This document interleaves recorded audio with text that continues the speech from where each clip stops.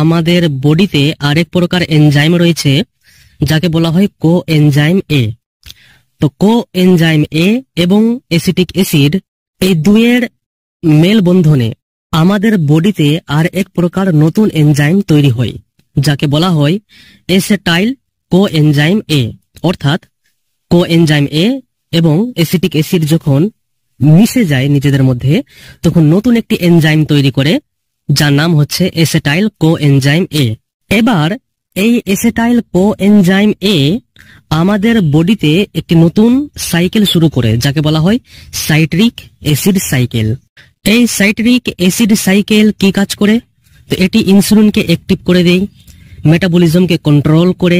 এর ফলে সুগার এবং ফ্যাট অর্থাৎ বিশেষ করে যখন আমরা কার্বোহাইড্রেট যুক্ত খাবার খাই তখন আমাদের রক্তে সুগারের মাত্রা বেড়ে যায়।